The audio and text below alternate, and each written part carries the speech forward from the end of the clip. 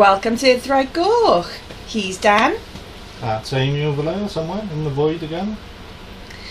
He always says I'm in the void. I love the blackout.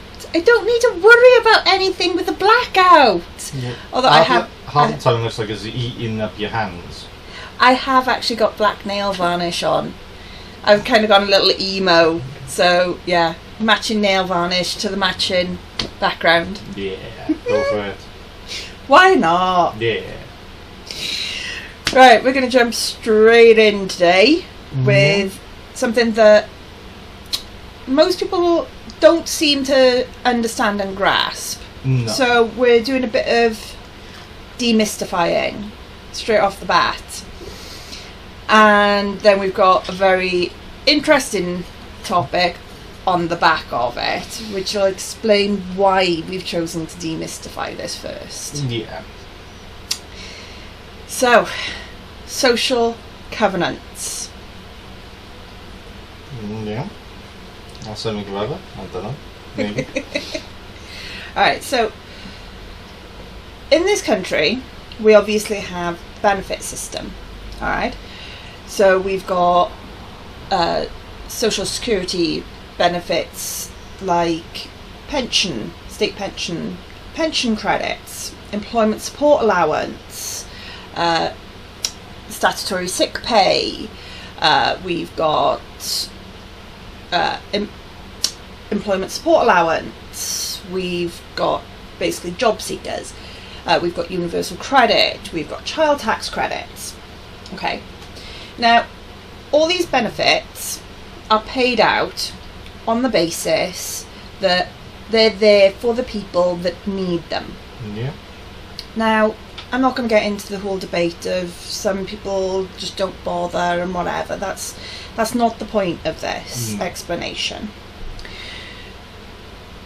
The only way that those benefits work, especially the state pension benefits, is based on the fact that everybody in the United Kingdom signs up to a social covenant stating that the workers of today are paying for the socially uneconomic part of the population. Yeah.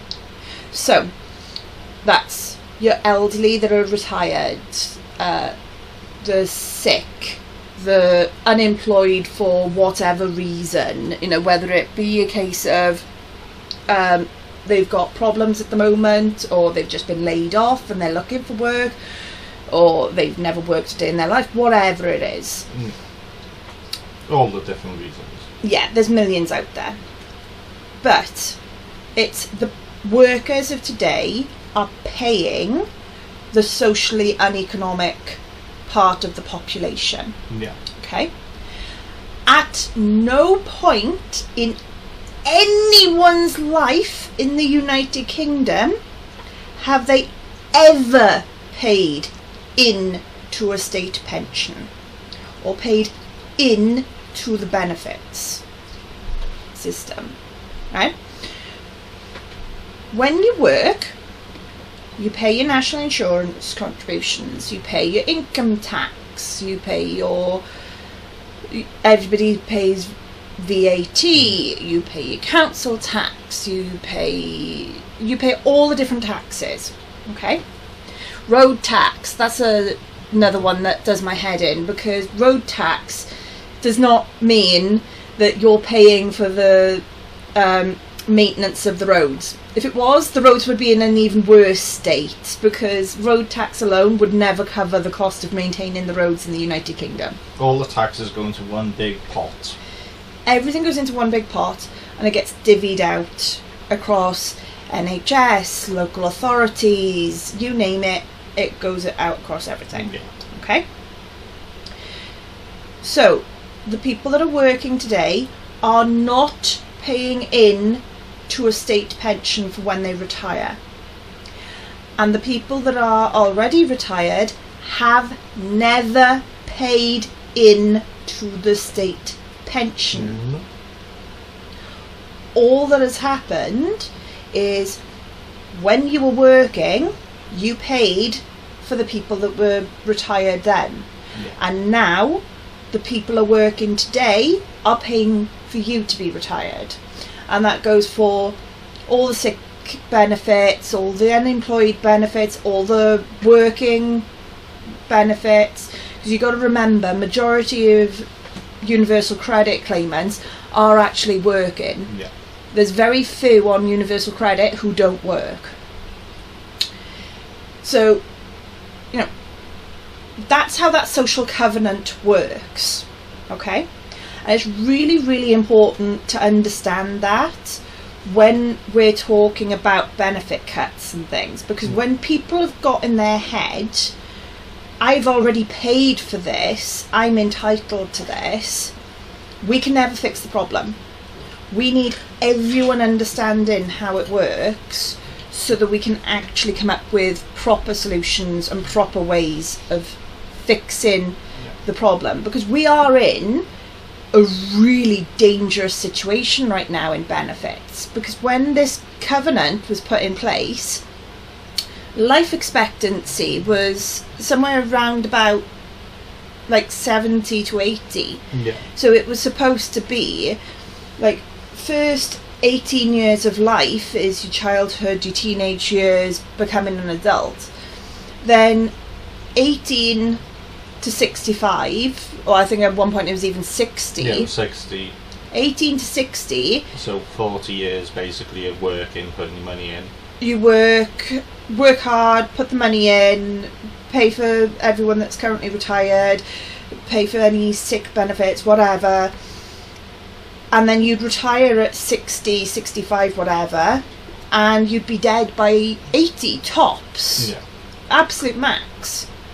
These days, people are hitting 90, people are hitting 100. Yeah. When I was a kid, I think the only person I'd ever heard of hitting 100 was the Queen Mother, which everyone kind of went, well, yeah, it's the Queen Mother. Obviously, she was going to hit 100. Or you would just get like the special on the news where it would make like the BBC or like TV News where some random person in the care home has reached 100 and they've got their bloody postcard from the Queen.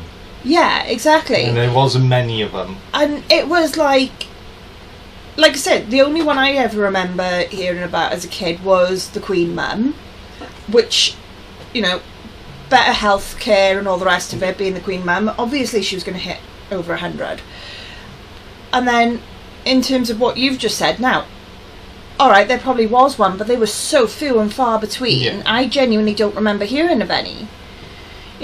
Whereas I've heard of 6 individual people that have hit 100 this year alone.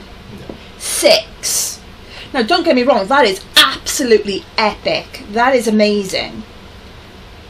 But the system is based on 18, 20 years of childhood, 40 years of work, about 10, 20 years of retirement, and then you're dead.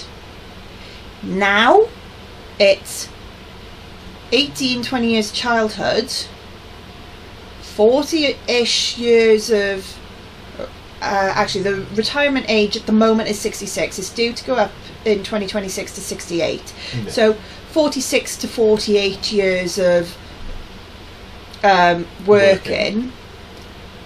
30, 40 years of retirement. Yeah.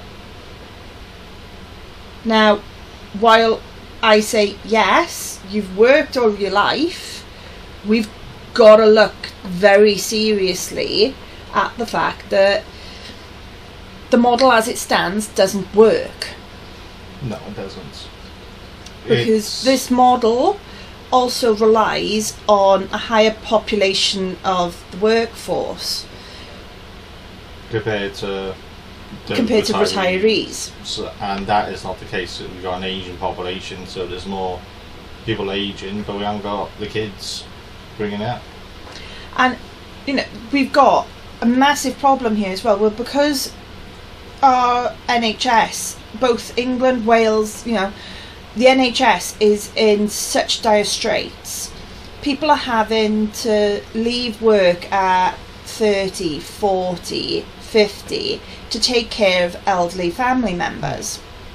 Okay, but then they're not paying into the system.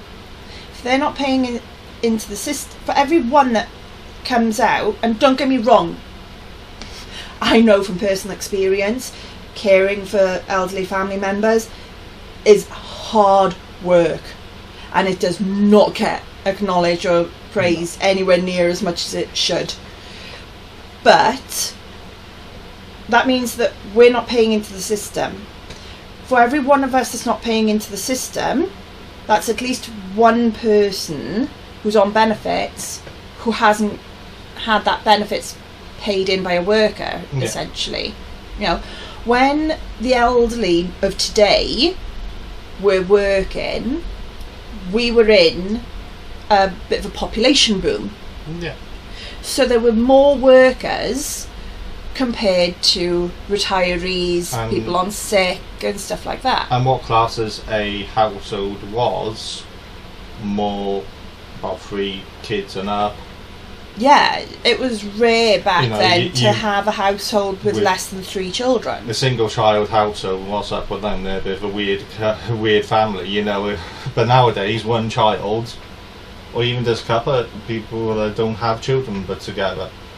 You know, you've got those two have become more popular now.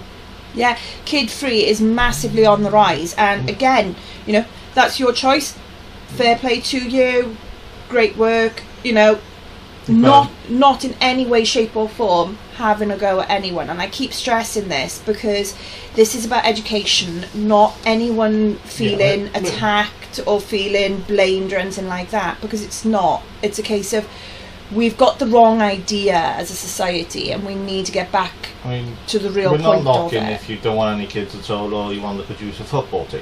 Yeah. You know, it's your choice. At the end of the day, it's your choice. But on the other side of it, there is real things where the less people putting into the system means that big pot of money is dwindling. Imagine it as a glass of Coke and you put too many straws in there and it's all gone.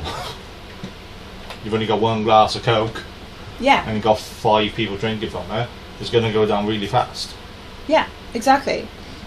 And that's the point that we're trying to make by here is when the elderly of today were working, we were in a population boom, so you had on average 2 to 3 workers to every retiree. That's not the case anymore. No. We're in completely the opposite situation just now. the way for how British society has changed, not just changed in general to go like this. Most advanced economies have gone this way. We have Japan, for example, is in the same boat as it was in a worse state than we are before it as well. Yeah, we've got a lot of people that are setting up their own businesses, becoming entrepreneurs. Fantastic, well done, great job. They're bringing in enough money to survive, but not to pay taxes and things. No. That hinders it as well because they're not in the normal working population. Yeah. Which means that they're not paying all the usual, like national insurance, income tax and all the rest of it. And, you know, we need independent businesses just as much to be able to survive as a country, but it does have the knock-on effect. And that's the thing that we need to remember right now, is the fact that this social covenant, it's important to all our survival basically in this country. Otherwise we're going to end up like America or something worse. You know, our social benefit system is set up in such a way that yes, in theory it does work still and it does support people still, but we have to acknowledge the way that it works and everything right now is not sustainable. It needs to be reformed. I don't know what it's going to look like, but with the advances in technology, we've got to look at how in the 2040s just an ordinary person is going to survive in a country. Yeah. Where the more automated the jobs get, and this is not just, you know, in a car factory, this is people doing menial jobs like making sure databases are correct, stuff like that. Yeah. It's going to be a lot of them ones are next on the chopping block, and people are rightly concerned with it. And our systems was designed when AI was a little dream in, science fiction. When our system was built, AI was not It's still in science anywhere. fiction. I don't think it was even science fiction. I don't think any science fiction had come up with AI in that way. Not, but robots and all that. Yeah. So we got to build it for the future, and I don't know how. We have. I don't know how that's going to look, but until people understand the fact that this is a social covenant, not a pay in advance system, we're not going to be able to fix it. it's more as pay as you go. Pay as you go. Well, I'm not sure even that analogy works for it. To be fair, it's an easy concept, but it's also complicated. Yeah. And it's really, really important that people start coming round to this way of thinking, because until we do, this is just going to get worse, as evidenced by our topic 2. And now it'll all become clear why we explained social covenants to you. Dun dun dun. Right, so we're going to be going on to getting rid of the winter fuel allowance, the black hole, or so-called, and a little letter from the OBR, the Office of Budgetary Response. So this one will be interesting. Yeah, so first of all, OBR, it's something that we've all heard thrown around a lot over the last week or two. OBR stands for Office of Budgetary Responsibility. Okay, so first of all, who are they? So the Office of Budgetary Responsibility is led by 3 members of the Budget Responsibility Committee, the BRC. Okay, they have executive responsibility for the core functions of the Office of Budgetary Responsibility, and they make judgments reached in the forecasts, mainly provided by the Treasury. Okay. The Office of Budget Responsibilities Oversight Board makes sure that all the arrangements are in place correctly and effectively to provide assurance of risk management, internal control, governance, to make sure that the government is spending money appropriately and is also budgeted for everything. The advisory panel for the OBR was established with leading economic and fiscal experts back in 2011 to develop and scrutinise its work programme and forecasting methods. Alright. They've held regular meetings where they discuss their work priorities, core publications and analytical approaches. Alright. The panel was revised and expanded in 2023 to include a wider range of experts across 6 different aspects of their work. Okay. Since 2020, the OBR has also been conducting periodic roundtables with think tanks that they explain it as withstanding macroeconomic expertise. Now, what that basically means is instead of looking at the big picture of how the economy is going, there'll be very specific expertise in specific areas. So looking specifically at how certain areas of the economy is working inside the UK. Right. That then enables them to discuss recent economic and fiscal developments and issues related to the forecasts and analysis. The Institute for Fiscal Studies, Institute for Government, National Institute for Economic and Social Research and Resolution Foundation all regularly participate in those discussions. They share their insights. So that enables the OBR then to make more accurate recommendations. They're able to make decisions more accurately, and it basically means that there's a higher level of scrutiny. Okay, so they'll produce detailed 5-year forecasts for the economy and public finances twice a year. Forecasts accompany the budget statement, which is normally in late November. We've had spring statements that are usually in March, and they'll be helping with those forecasts as well. You usually get an autumn statement, then there's usually like how they're going to be doing the budget, but it all depends on who's in charge or what government at the time is. Sometimes they'll leave one or the other out. If they've done a massive spring statement, then they sometimes leave the autumn statement out. If they've done a massive autumn statement, they sometimes leave the spring statement out. It all depends on who... Just give an update going, yeah, it all looks good. Yeah. Not bankrupt yet. Yeah, exactly. It all depends on who the Chancellor is at the time. Yeah. Strictly speaking, the Chancellor should be giving both statements, but some Chancellors have missed one or the other out, depending on how they've done the budget that particular term. But the forecasts incorporate the impact of any tax and spending measures announced in those statements by the Chancellor. Okay. So they'll also then evaluate performance against targets. So they use public finance forecasts to judge the government's performance in its fiscal targets.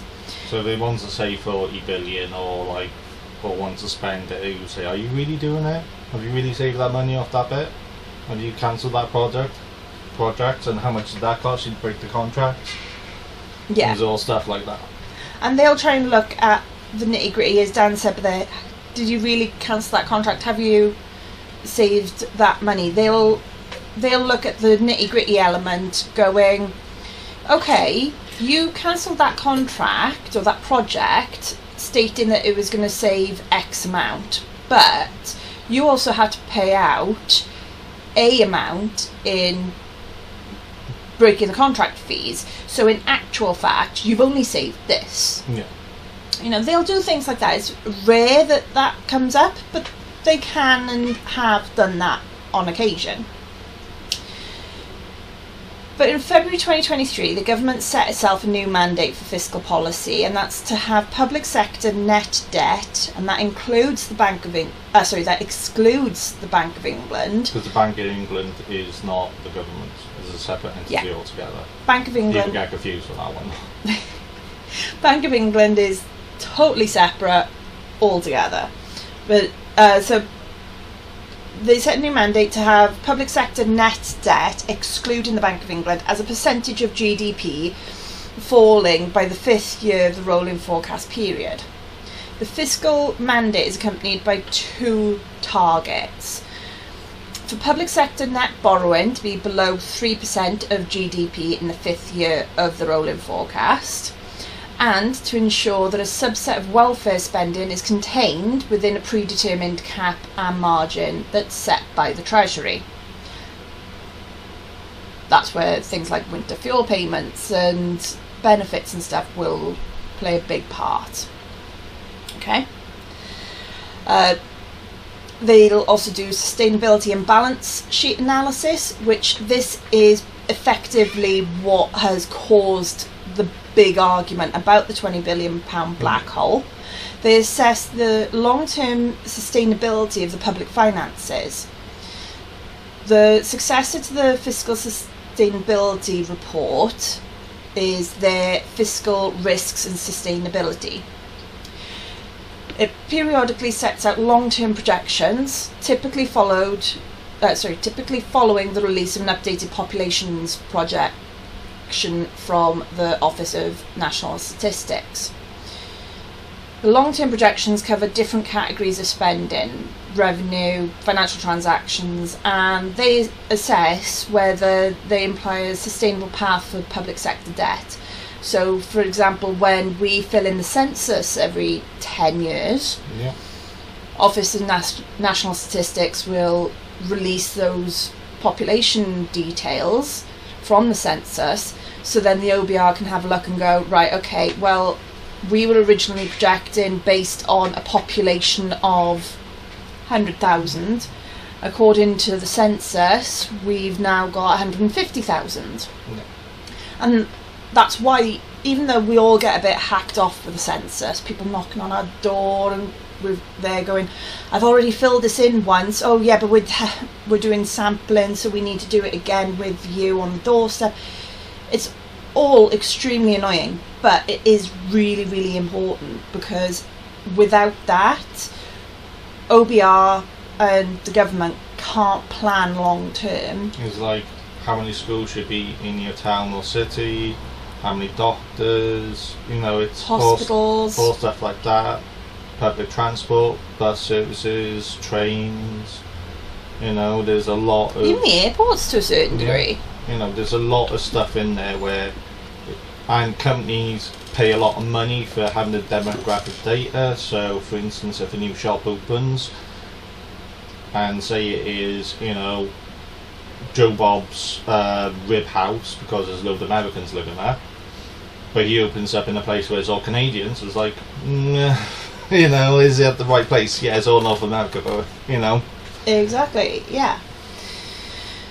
But, yeah, that's why those things are so important, and that's where they start kicking in and helping plan out the budgets and long-term sustainability of the public finances. Yeah. But then the next thing that the OBR does as well is evaluation of fiscal risks. Their fiscal risks and sustainability report, which they release annually, periodically provides a fully comprehensive, really detailed review of risks from the economy and financial system identified in the Fiscal Risk Register. So it includes discussions of specific financial fiscal risks. In addition to producing central forecasts and projections for the public finances, Fiscal Risks and Sustainability Report and the Economic and Fiscal Outlook reports that they do discuss the risks to those forecasts and projections, the good side and the bad side. So the last major thing they also do is scrutinise tax and welfare policy costing, which is another big one for this 20 billion black hole. They scrutinise the government's cost of individual tax and welfare spending measures at each budget. So the government provides them with draft costings in the run-up to each statement, and they subject them to detailed scrutiny and challenge. So they'll be doing simulations, they'll be looking at past spending and the projected spending, they'll be looking at all these figures with a fine-tooth comb and try and make sure whether these costings are accurate or whether they're going to be very quickly overspending. Yeah, Liz Truss, yeah, they quite famously came out and sort of went, her figures aren't right, which kind of led to her downfall. Yeah, as soon as they went to hell, then the markets got spooked and just all just went, it all went to pot. Yeah, and that's just from someone opening their mouth.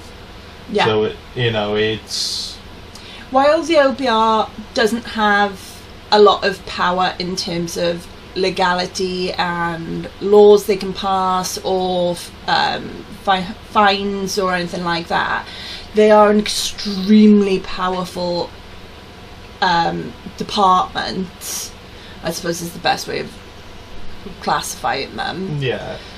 They are an extremely powerful one in terms of one of them comes out going, the Treasury has not given us the correct figures, or these figures don't add up, it impacts the market massive. It spooks the people with the money going, uh-oh, what's going to happen next? I don't like this, I want my money to be safe somewhere. Let's put it out there for a little bit, let them do their thing of crashing and burning, and we put it back in afterwards. Yeah, the OBR really do have a lot of power when it comes to that side of things. They're quite similar to the Bank of England, where they do their interest rates. So it's that saying, when they speak, people listen. Yeah, exactly. The Bank of England come out and say, we're changing the interest rate to whatever. Everyone stops, pays attention, listens, and looks at the impact. OBR comes out saying, these figures aren't right. Everyone stops, looks, and listens. It's... Whilst General Joe blogs may not understand their impact, the markets and the big wigs really do. Oh.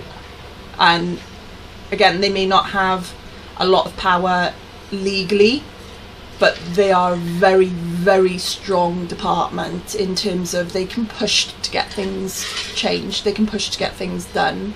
Yeah. So if they're coming out saying that people are telling porcupines, you need to certainly listen to them, because they're the most independent voice you're going to get up there when it comes to the finances. So this brings us on to this £20 billion black hole. I think Amy's got about like 19 billion there in the void, I think. Oh, I wish. It's all sitting back here somewhere. Can't see it because it's in the black hole. Yeah, that's why I've got the black there, so you can't see the stacks of money. Yeah, 20 billion in there. So you just said it was 19 billion? Improves interest, doesn't it? So, this 20 billion thing's been banded around. So we've got the Tory side going there, full of crap. No, it's not. We always spent our money well. We're, always making sure everything was done right. It's Labour, can't bloody do maths. Labour crap.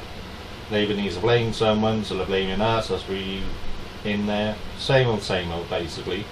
Jeremy Hunt also sort of heavily put out that the new Chancellor is basically calling civil servants liars as well. And he brought up the figures from the March statement from the Treasury and the OBR, stating that, they didn't see a 20 billion black hole, everything was fully costed and stuff. Yeah. Is like including his, like antique urinal in his office? Is that costed? In there? She can't get rid of it. I honestly didn't know about this urinal until extremely recently, and I thought it was a big joke thing. No, seriously. I genuinely thought it was a joke. He actually had a urinal installed in his office. Yeah. It's absurd. Why? He could just change his chair into a commode and got it done that way. He didn't have to get up then. But anyway, we're getting off there. So they're just calling basically the whole of Labour a bunch of liars, calling them all the names under the sun to try and save a bit of face and say, no, we didn't do this, we're great, me and my mates, we got a calculator out, we added up to 4, job done. It's also really important to note as well that as part of the whole Tory spin on this, Rishi Sunak hasn't said a word. He's either checked out or he doesn't want to be put into it because, he used to be the Chancellor at one point. Well, yeah, it's that, but in terms of these figures that the Treasury give to the OBR, a lot of it is trust-based. Yeah. The only people in the United Kingdom that ever see the absolute full figures of the public finances at any one time, despite what Jeremy Hunt has heavily insinuated this week, because he's heavily said anyone can go and get these figures, anyone can see these at any point. We're supposed to believe that Rachel Reeves only seen these figures since the general election. She saw these at any point up and before, and she said that everything was fully costed. Now, the only people that actually see the absolute full, unredacted, unedited figures, the Prime Minister, the Chancellor, and the Treasury. And there's even certain people inside the Treasury that never see the full, unredacted figures. The one that definitely sees is the Permanent Secretary, because he's there regardless who's in power. Yeah. But people inside the Treasury, there's certain people inside the Treasury that can never see the unredacted figures. Yeah, but there's quite a few. But there's quite a few people in the Treasury that see the full unredacted figures. All right, and there are some genuine arguments in there about certain types of spending that no one outside of who needs to know should know them, and that's fine, that's fair enough. But for the most part, a lot of the redacted figures could be disclosed. Yeah, like putting a urinal in the office. Yeah, that's a very good one. Stop talking about urinals. So yeah, it's really, really important to know and understand the figures that Rachel Reeves has always seen when she was coming up with her plan after the general election was based on what the OBR has access to. There's the public facing numbers where you can get a lot of it. Oh, there's absolute loads. We looked through it, and you can do a genuine healthy budget based on the OBR figures. Yeah. There's no reason why you can't do a fully costed. And public facing Treasury figures as well. You can do it on those, but they're not the true figures. Well, it's a trust based system, yeah. So it's true. They're the true figures that get released. Yeah. Now, no one's committing fraud, but there can be some very legal fudging done, and that's the big thing by here. This is why Jeremy Hunt is basically saying that is accusing civil servants of lying, and why she had to very strongly come out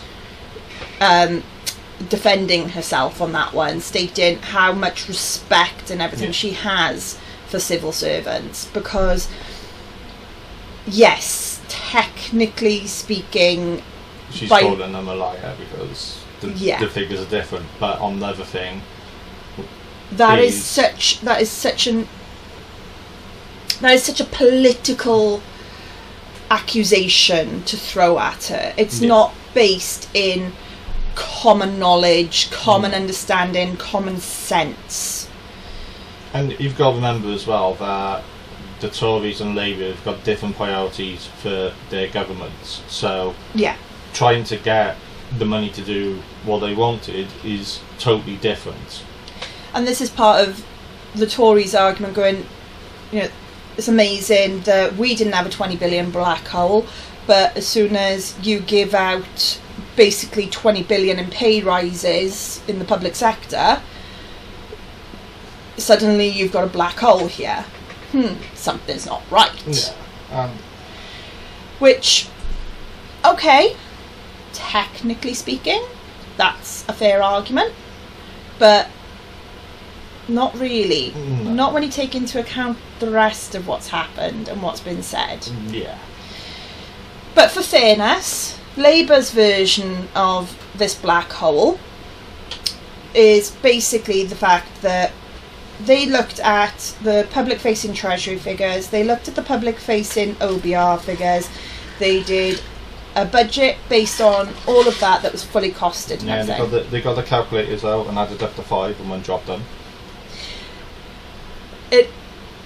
Like we said, it is perfectly possible and perfectly reasonable to do a well-balanced, fully costed budget based on the public figures. It's perfectly possible, and it is perfectly possible to do it and there not be this black hole or anything that people are talking about. So what she's done what she claims she's done in terms of looking at those figures and creating a fully costed budget before the general election can be 100% true. Yeah. Okay. But they're basically saying that between the Chancellor, the Prime Minister, the Treasury, they haven't given the full figures to the OBR. They haven't put the full figures out in the public domain, and they've done a bit of legal fudging of the numbers. All right, no one's accused anyone of fraud. there are certain ways of fudging the numbers and it be perfectly legal. Yeah. You know, if it weren't for the fact that we could probably get into a bit of trouble, I know of a few councils down in South Wales that can be accused of this. Yeah. And they haven't broken any laws, No. they haven't done anything wrong, but they have fudged it to make it look like they're better than they actually are. You know, looking a little bit more healthier. Yeah, exactly. You know, it's... I mean, companies do it as well. Yeah, big companies do it all the time. Someone goes and buys a company and realising that they don't have the money that they say they do because they valued a paperclip as 10 grand. Yeah. You know? Yeah. That's a little bit more extreme. But as yeah. a demonstration of, you know, But- these things can happen and it's perfectly legal to value. You can value anything you want in your company to whatever. Yeah, exactly. You know, so there's a bit more restrictions on councils and government bodies about how you value things, but yeah, it's perfectly legitimate in that sense. Whilst it causes problems like this, where you've got a fully costed budget, playing devil's advocate, she did the fully costed budget and it was all perfect and she had no plans of increasing taxes or cutting benefits or anything like that. Then it's a case of, you know, she's done all of this, she's done it in good faith based on all the public figures. Then when she's gotten in there, she's actually seen, hang on a minute, no, they've done this fudging stuff, and when you actually take away the fudging and get back to raw data, we've got this black hole we now need to find. Yeah. She's in a bit of a tough situation. So she's obviously blamed mainly the Tories for it.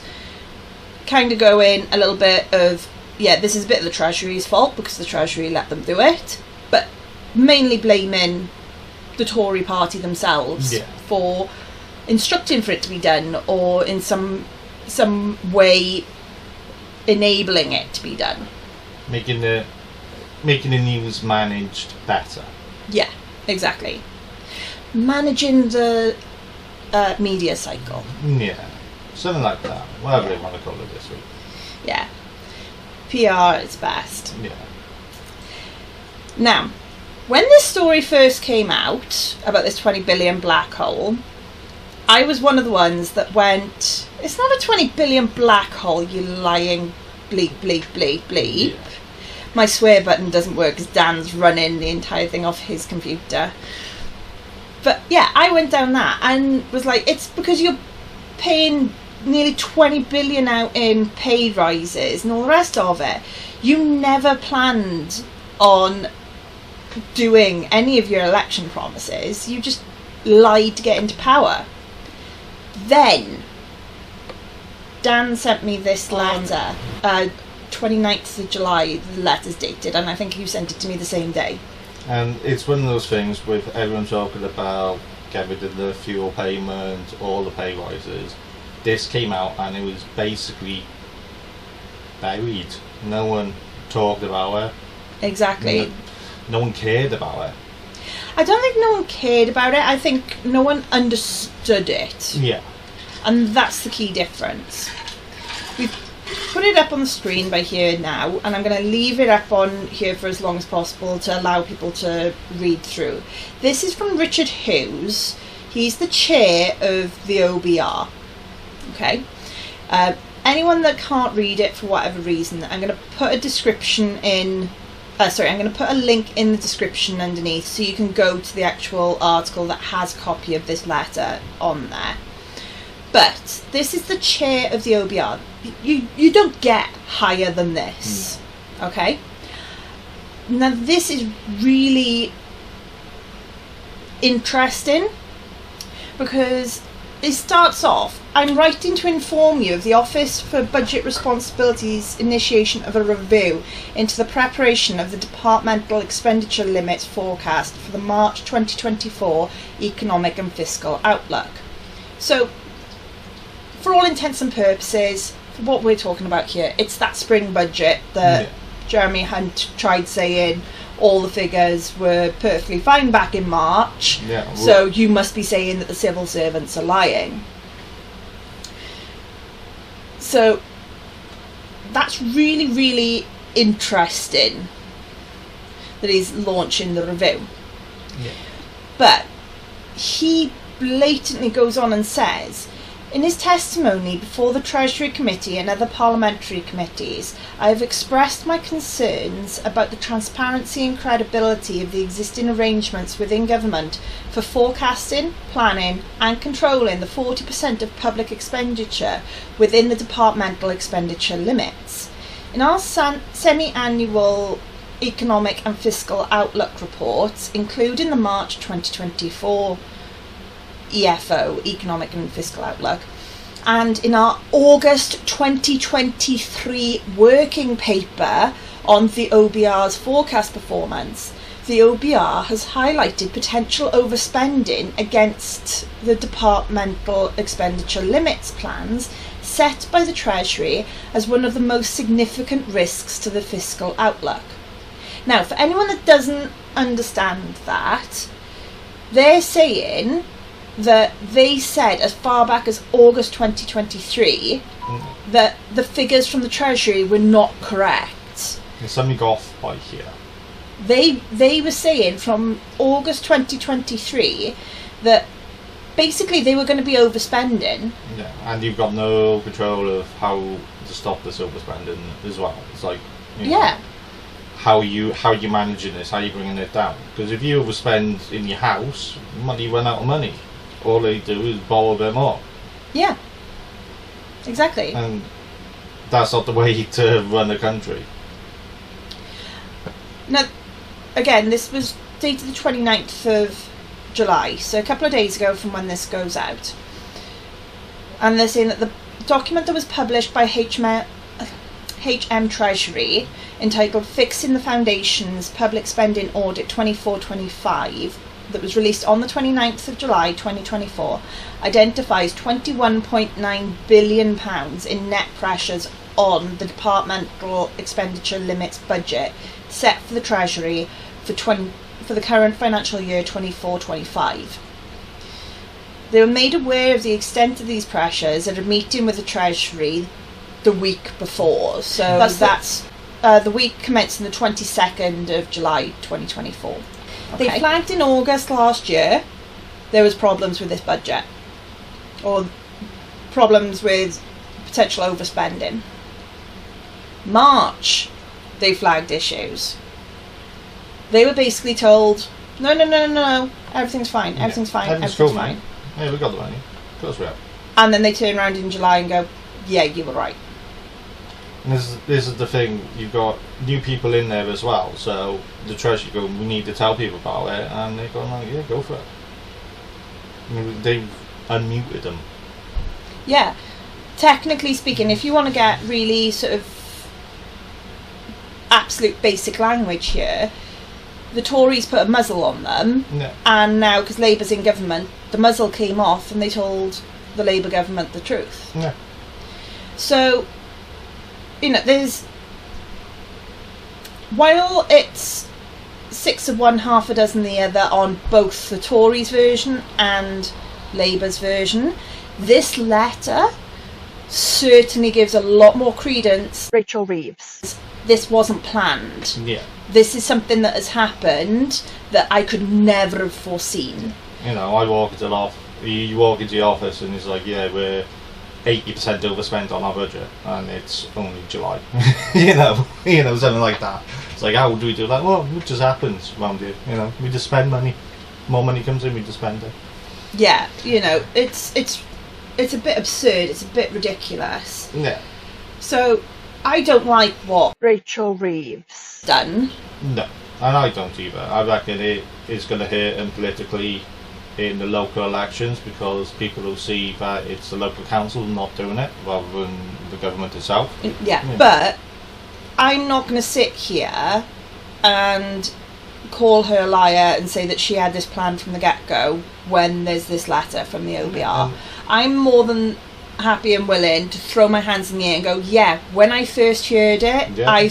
I blatantly went, this isn't even New Labour anymore, this is New Labour. Original Labour was about the working people. New Labour was about, well, chaos and money. more than anything. This is now new Labour, where it's throw everyone to the wolves. And I retract that now. Like I said, it's like, look, there's information here that it may be a bit more credence to her side, and here we go, read it yourself and see. Yeah, I'll retract that now. I'm still not a fan of Labour, no, and I don't agree with what they're doing. But seeing this, I'm a little bit more inclined to believe Rachel Reeves over Jeremy Hunt. I am more inclined to believe her based on the fact that the OBR has come out with this, and the OBR is actually investigating Jeremy Hunt's Treasury spending forecasts properly. Yeah, and this is going to be... It's going to get bigger. Oh yeah. When everything cools down with the rest of the pay rise and the rest of what she's done, they'll speak when there's nothing else in the news. It'll be a slow news day. It'll come out on this, and there'll be a lot more focusing on what did the Conservatives do. What Rachel Reeves has done, I don't agree with at all. But I kind of get it. Yeah. So they've said that they're removing the winter fuel payment for absolutely everyone that isn't on pension credits. Yeah. So that's from the likes of, say for instance, if Rupert Murdoch lived in London, he could get it. Or Mr. Burns. Winter fuel payments were even paid to people living in France, Spain, Italy. Yeah, and there's the expats as well. But I'm just saying, as like multi-billionaires could get it, as well as someone that could barely get £5 to go to the shops and buy food for the week. It was from the richest to the poorest. Yeah, the winter fuel payments are anywhere between £100 and £300. Okay, for this, we're going to call it the 300 as the worst case scenario element, just because it's easier than saying 100 to 300 at every single time. But it, like Dan said, it could be the elderly person that is scrimping and saving and literally only is able to afford the reduced clear yellow stickers in Tesco's, Asda's, Sainsbury's, whatever, and they have to go out shopping daily because that's all they can afford to eat is the yellow sticker stuff, all the way up to your Rupert Murdochs, Richard Branston's, and whoever else over the age of 66. I think so. And to a certain point, a little bit younger, but mainly anyone over the age of 66. Anyone can get bus pass, basically. Yeah, exactly. So they're saying now it's only going to be pensioners on benefits, and that's not state pension, that's pension credits. Yeah, because your state's pension, even if you're the richest person in the UK and is elderly, gets a state pension.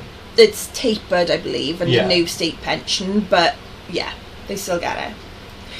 Now, there's a massive problem with pension credits. You have the perfect group by here that they've, for somehow, whether it's they've done it themselves or they've had help, whatever, they've got everything that they're entitled to. They're on their pension credits and they're going to still get their winter fuel payments. Fantastic, brilliant. 9 times out of 10 they are the most needy in society, so brilliant. We don't need to worry about them. No. Then we have the next group above them. This group are the ones that the lowest amount I've found when I was researching this, they had their pension credit claim declined because they were 48 pence over the threshold. Not a couple of grand, not even a couple of £100. 48 pence above the threshold, so got declined pension credits. They're about to lose this up to £300 winter fuel payment. These are the people that are basically on the yellow stickers. They can't afford to live. The whole reason winter fuel payments originally got introduced was to help that specific group of people who basically would sit there and absolute freezing conditions, wouldn't put their heating on because they were terrified that they wouldn't be able to afford it, would then get sick and go to hospital, put more pressure on our NHS, and then they wouldn't be able the winter pressures even more. Wouldn't then be able to get released back home due to the fact that their house is technically unlivable because they can't put the heating on, and would end up bed blocking, as the media started labelling it as. So, you know, this £300 being taken away from them it's dire. This it can literally mean, it sounds like I'm exaggerating, but look at it properly. Do your own research. For this group, that up to £300, even if they got the bare minimum £100 payment, this can mean life or death. We are quite literally throwing this group of people out to the wolves and saying, survive on your own. I mean, over the last couple of winters we've been quite lucky with the weather. It has been as cold. But it's been cold, but it hasn't been 2010 cold, 29 beast of the east cold. Yeah. We get one of them, people are going to die, guaranteed. Yeah, without a shadow of a doubt. They're going to die. Then we have the next group, which some will say just as dangerous as the group before. Some will say, well, clearly they're not in that much pressure or danger because they haven't had the pension credits and things beforehand. This is the group that is made up of two different elements. It's made up, number one, of people that are too proud to go and claim. Yeah. You know, they've worked all their life, they're happy to take their state pension, they're happy to take the winter fuel payment, but they're not going to go and claim proper benefits because they're too proud to do it.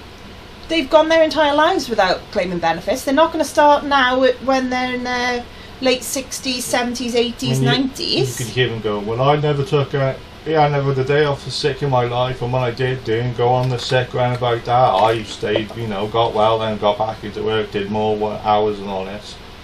And you've got that group of people which are stubborn to a point, and there's sometimes not a good type of stubborn. Yeah.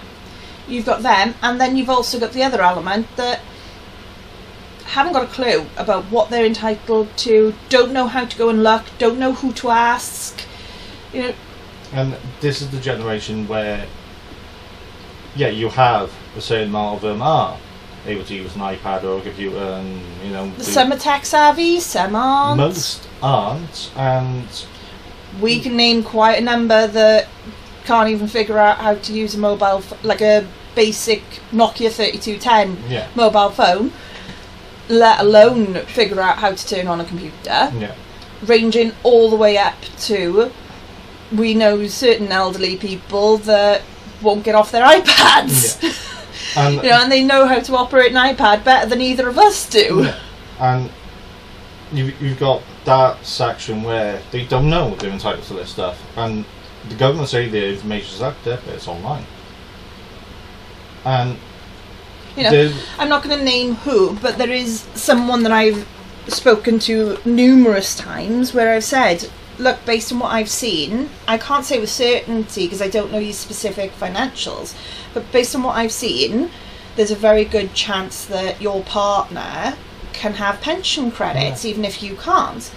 And they're adamant, no, they can't have pension credits because I earn over the threshold. And it's a case of, but you haven't checked if they can, because it works differently. Yes, there is a household income that's taken into account, but it does work slightly differently on partners compared to other benefits. Universal credit would take into account every single penny that both of us earn, whereas pension credit only takes in a certain amount. But then that falls on the proud side where this is how it's always been, this is how it's always going to be. And we need a massive drive to access that group, because there's going to be people in that group that they've been able to survive because they've got the winter fuel payment, even though they haven't had the pension credits. Yeah. You know, that extra 300 quid is basically so they don't have the bill shock. Yeah. Of spending 300 quid with how high, you know, heating prices are in the UK anyway. You know, gas and electric. And according to Martin Lewis, the energy price cap is likely to rise by 10% in October. We get a bad winter or something happens again around Ukraine and sends the energy market going do lally tap again. Well, yeah, you know, that 10% cap is likely to leave most energy bills nearly double pre-crisis. Yeah.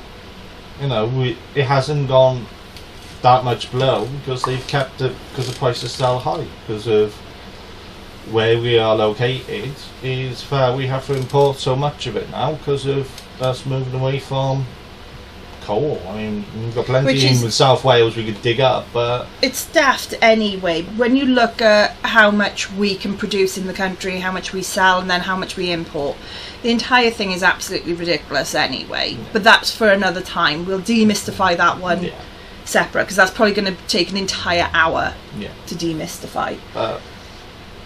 But yeah, you've got and then of course you've got that final group that they always took it, but they didn't need it. You've got the people in there that if they didn't give me money, I'm having the money. Bless them, they'd take it from the government. They'd have the £100 to £300 winter fuel payment, and then they'd go and donate it to a local charity, homeless. Or age concern was a big one, wasn't it? Yeah, exactly. Which, don't get me wrong, I will never have a go at any of them. I think that's a beautiful thing to do. But bearing in mind what we were talking about at the beginning of the show with the social covenant, we've got to take into account that is a bit of a waste of public funds. I do agree to a point that it should be means tested because that's the easiest way of the government being able to control it. Yeah, I mean, if you think about it, say it was 1 million pensioners and more than that, but that's £300 million. Yeah, exactly. They could just save straight away, which they haven't even sent out yet. Exactly.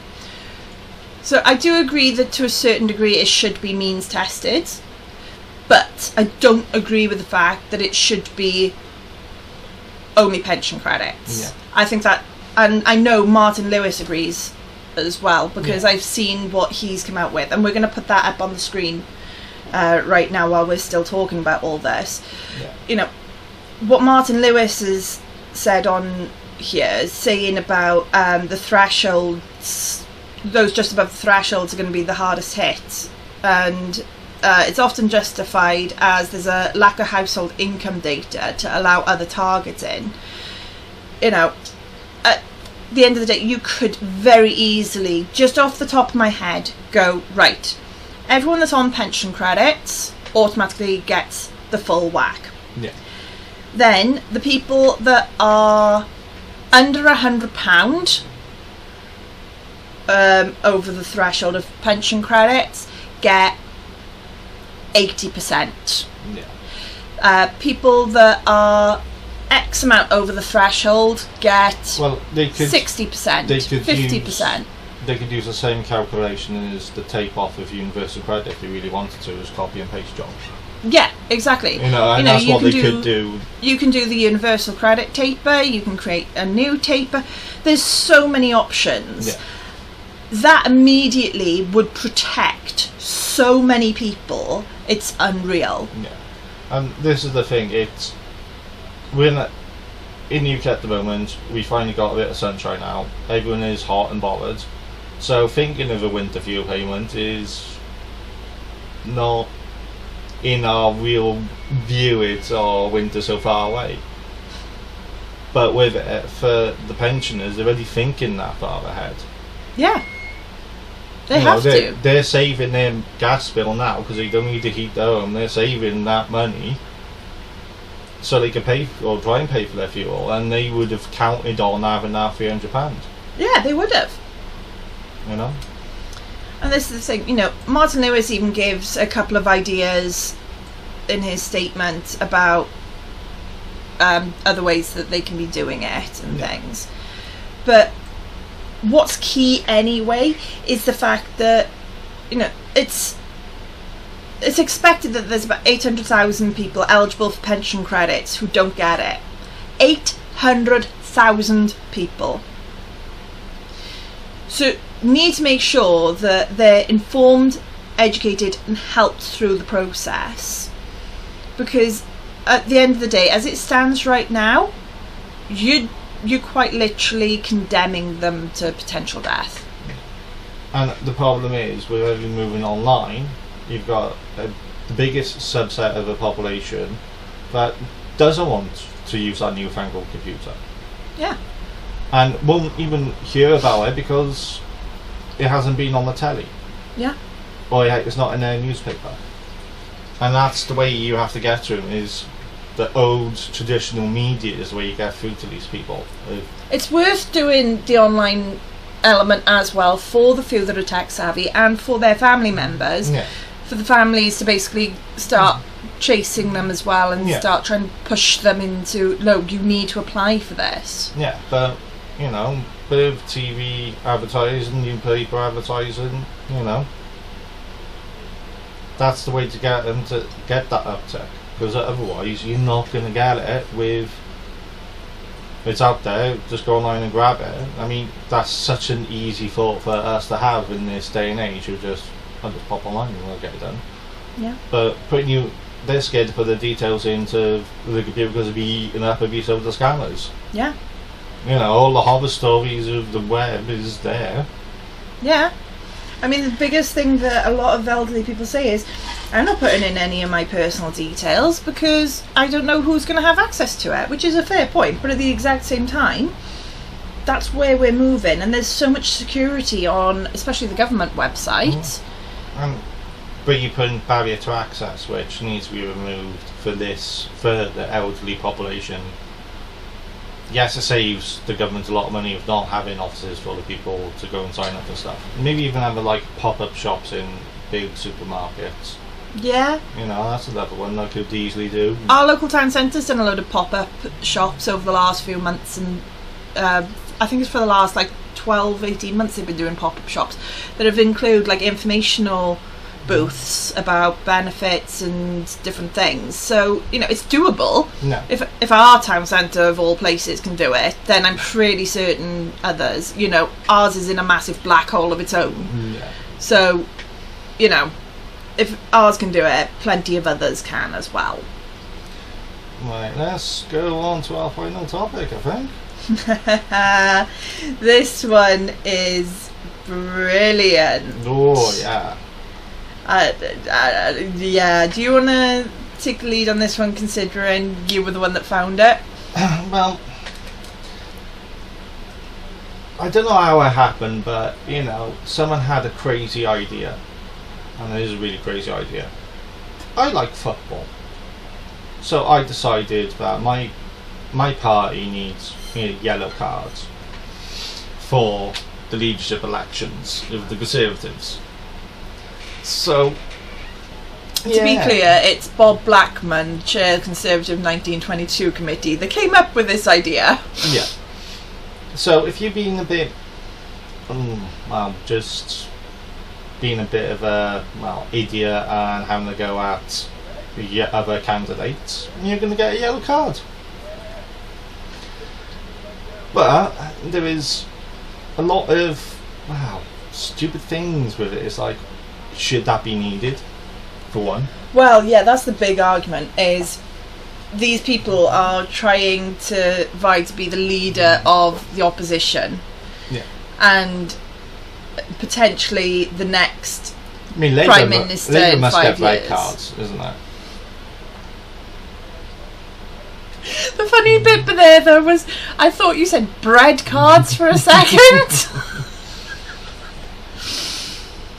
But, yeah, these guys are supposed to be our top political elite.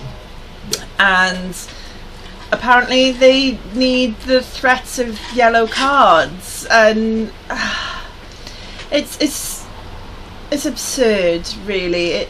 I honestly, I thought Dan had been reading The Onion when he told me about this. And it's not. It's real. I do understand where he's coming from. Bob Blackman has apparently said that the constant backbiting and attacking colleagues by Tory MPs during the last Parliament was a key reason why the party did so badly in the general election. Yes, that is a key part of it. People were sick of all that sort of thing.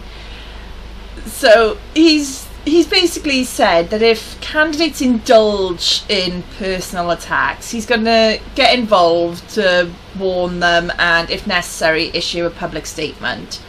And if a yellow card is issued and a statement made to the public and to the members that a candidate has infringed on the rules, that will be extremely detrimental to their chances of getting elected. Now, he doesn't really explain what that means. No, he doesn't. I don't know, in that case, is it going to be some sort of point-based system where, once all the votes are in, depending on the number of yellow cards you've had, will remove a certain number of votes? Yeah, because just imagine the websites where here's all the candidates, here's all 6 of them, and you have to have a crib sheet to work out how many of the yellow cards, how many of this, how many of that. Yeah. Does it take off points? Does it take off when one MP backs you? No, we take it off and they can move to another person. It's just going to become a complete mess. It's yeah.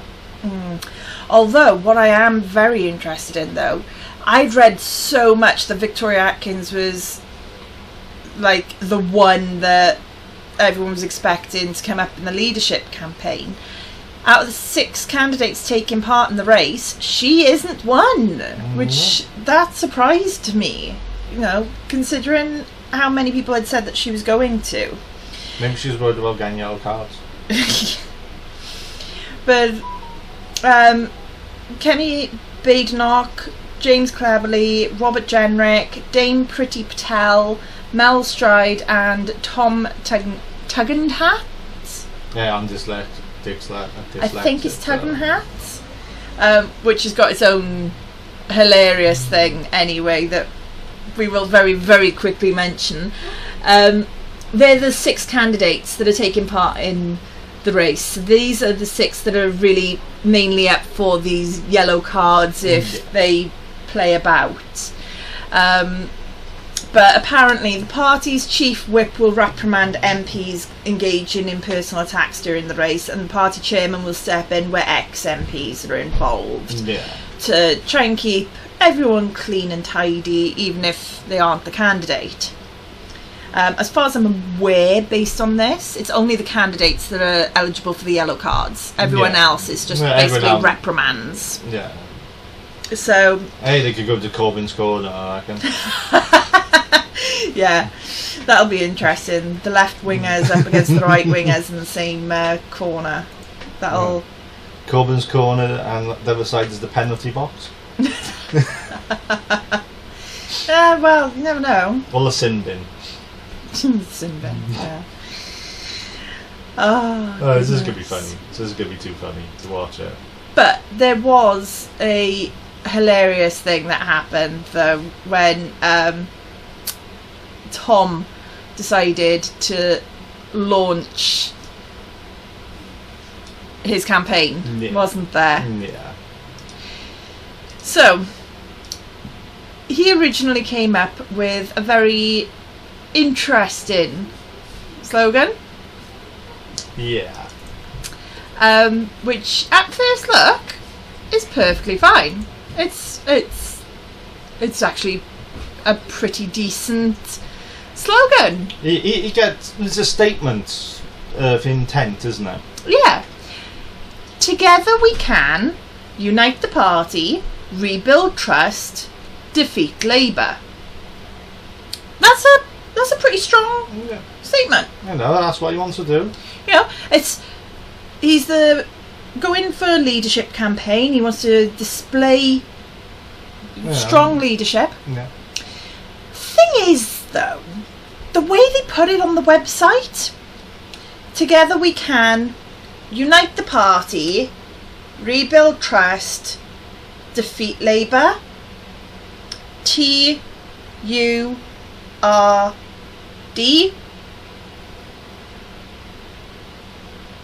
Big pile of it, probably. That's a bit of a blunder and a half. Yep. Apparently it actually made...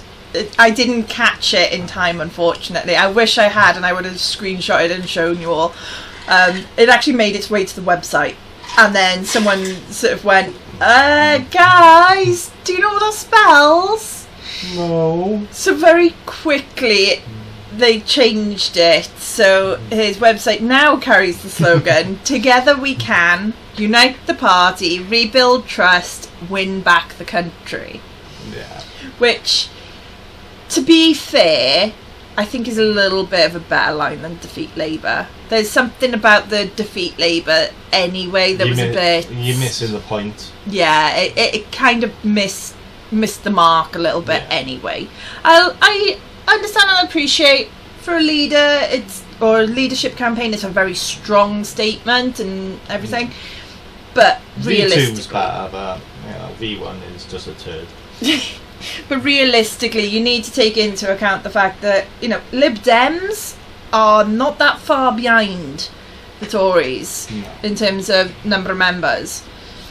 In the grand scheme of things, there's a lot of Lib Dems, and Lib Dems are making a comeback. Yeah. I'm surprised at how many people were so strongly supportive of Lib Dem during the general election. I think it's more the fact... Hey, Ed Davey he knew the assignment and he did it well. Ed Davey did a really good job during the election. As long as they keep the momentum, I would hope they would become, it's the three parties like it used to be in the 90s, where they would get a member from each. So, just before we do wrap this up for this week, we do have a special announcement. Do we? Yes, we do. We've got a very special announcement for our Twitch followers. Saturday, 10th of August, roughly about 11 p.m-ish. You know me in the live streams. This is going to go either absolutely amazingly or absolutely shockingly. I'm betting on the second. But this time around, I'm using Dan's computer to hold the most of the live stream, so it should be a lot better. Yeah, it should be. Saturday, 10th of August, about 11 p.m-ish, we're going to be doing live streams exclusively to Twitch. Nowhere else. Yes, you're not going to find us on Rumble, you're not going to find us on YouTube, you're not going to find us on Spotify. These are for Twitch only. So, everyone that is watching and listening to us on the others, that want to come in and join, jump on our Twitch link, come in, give us a follow, come and have a chat. The invitation is always open to join us either on a recording or on the live stream. The live stream even more, but we're going to be playing games, having a chat about loads of different things that's been going on in the news and whatever that week, as well as actually shooting and killing each other. Yep. First game up, Modern Warfare 3. I have never played Modern Warfare 3. Last Call of Duty I played was Modern Warfare 2 2009 on the PC. Before that, it was Black Ops on console. Yeah. Black Ops 1. Yeah. Not any of the others, Black Ops 1. I haven't played it since basically the President's Zombies. Yeah. I think I played Black Ops. You played Black Ops 2 because of the zombies in the cafe and stuff, and I used to watch you doing that one. But yeah, I haven't played any new Call of Duty games. So this is going to be interesting because I've got a sneaking suspicion he's been practicing behind my back. It's not even installed. That's the point where you're supposed to be like, Shooter's a shooter. Yes, to be fair, first-person shooters are relatively easy as long as you know your controls. Yeah, should be all right. But yes, and where the crosshair is usually handy. We can't guarantee that it's going to be every single week, but we're going to try and do it as often as possible. But Saturday the 10th of August, about 11 p.m-ish, as soon as we can from 11, we're going to be jumping on, Call of Duty Modern Warfare 3 is the first one. Yep. Chatting about everything. Come and join us.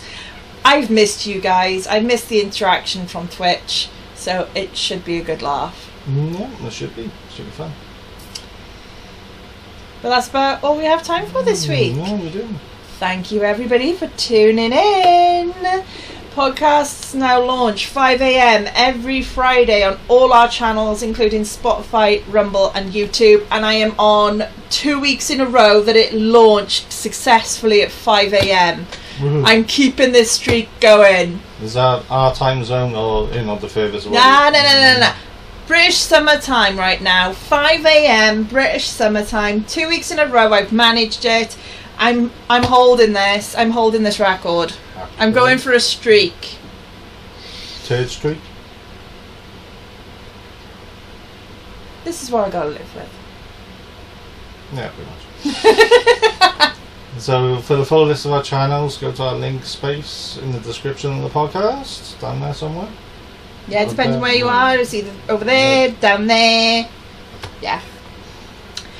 But as always, we love hearing your comments and feedback on absolutely everything. Your opinions on different takes we've had in the shows and stuff. So don't forget, we're always available in Discord, along with through messages on any of our platforms, whether that's instant messaging on Instagram, Facebook, etc., or whether you're just chucking a comment in any of the videos. Spotify definitely has comments now. I've seen it in my own app. If it's not on yours, have a look, see if you need to update your app. And bring back MSN Messenger. But thank you all so much. Have a fantastic weekend. We've got a lot planned for this weekend, so I'm not going to be anywhere near social media. No, same here. But then we'll be back after the weekend, so it's fine. Have a good time all. Catch you later. Bye.